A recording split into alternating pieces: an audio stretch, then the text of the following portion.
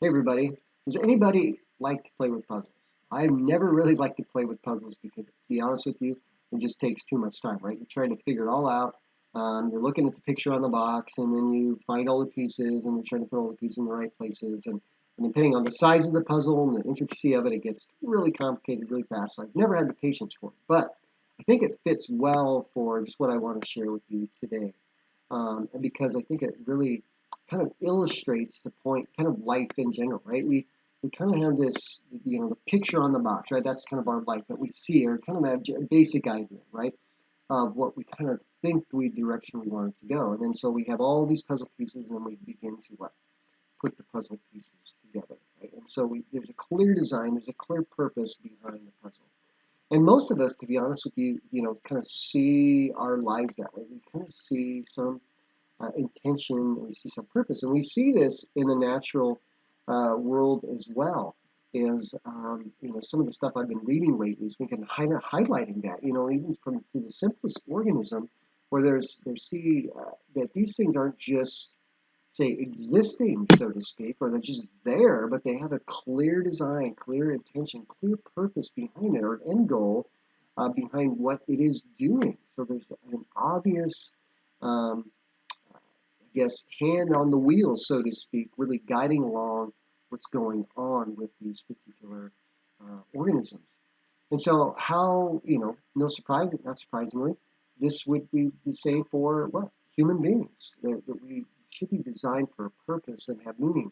But sadly, I think a lot of us don't, feel that. Maybe we don't feel like we have a purpose or a design to our life. And there's been movements out there, and I would say even today, but early in the 20th century, there was um, a prominent thinker, philosopher, writer, figure back in the early 20th century. His name was Jean-Paul Sartre, and he one of the main proponents behind this idea of existentialism. And I won't dive deep into that, but really his main thought behind it was essentially that, or his belief was that life really has no meaning, has no purpose. And what the way he phrased it, and I thought it was very interesting, that simply man is condemned to be free because he didn't believe in the existence of God. He didn't believe there was a designer or creator that's guiding along and kind of has his hands in the world and trying to help people find, um, that purpose and meaning for their life.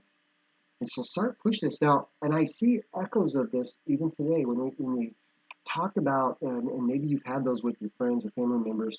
They don't believe in God. They don't really, have kind of a spiritual worldview. They're just, hey, the meaning of my life is just simply what I created for myself, right?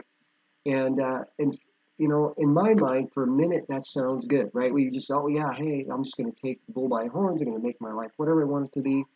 But the implications of that is a bit tricky, right? Because we know, no, if there's no meaning, no purpose, where do I go then? How do I reference? Well, I guess I'm behind all that. So in a way, it puts a lot of my destiny in my own hands, and it also really brings up questions of morality and such. Well, that means I can live as I wish and do as I please and all those things, right? It just kind of leaves the world wide open. But ultimately, I think that's problematic.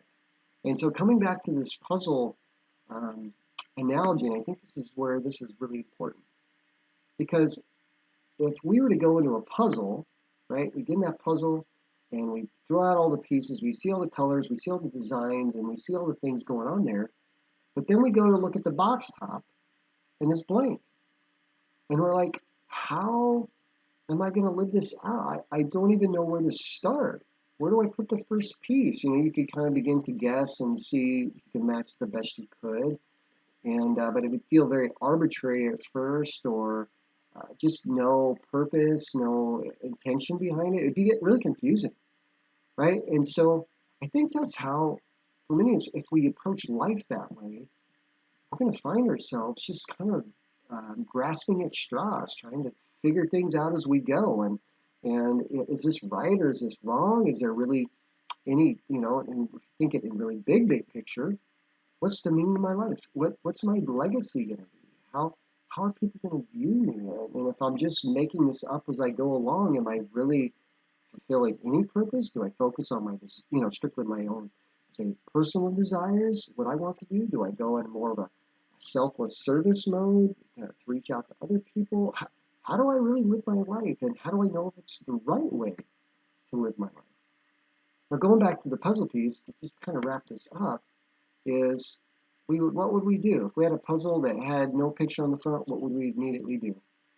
We'd probably make a phone call or send an email to the company that made it and say, hey, what picture am I supposed to do in this puzzle? It says this is the puzzle on the side, but it doesn't give you a picture of it. You have no idea where to go with it. You're going to call the designer, the one who developed it and created it. And I think that's God's heart and intent for us, is to be really, when we're pondering those difficult questions, those meaning of life questions, and we're not sure where to turn. Maybe we don't have a belief in God. Maybe we're just trying to just make this thing up as we go along. And I can imagine this would feel very despairing at times. And even in Jean-Paul Sartre's writings, much of it is very um, negative in a lot of ways, because really, if there is no meaning to life, then what is it to live for? But we know, as believers, as followers of Christ, and if you haven't made that commitment yet, you can know that you do have value, you do have purpose, you do have meaning.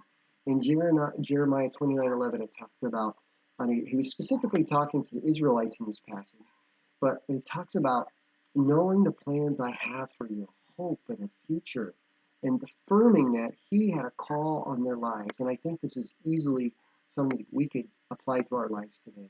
In Psalm 139, it talks how God knows us in our innermost being. He's intimately aware of who we are, who He's called us to be.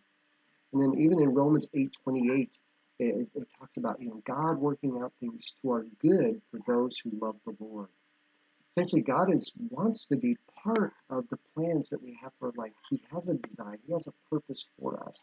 And He wants to be intricately involved if we will let Him. And that is so, so key. So if you take anything away from this talk today, know that you have design, know you have purpose for your life. Life isn't meaningless. God is there. He is present. And in fact, He's given us that puzzle box top to go with. He's given us His Word as a guide to give us direction and insight and how to live our lives out well. So we don't have to just shoot from the hip or randomly start dropping pieces or making choices. He's given us a clear plan, and He just asks us just to follow Him, to give our lives to Him. And if we do so, we'll be amazingly best and better for it. So I hope this has encouraged you today. God bless, and we'll see you next time.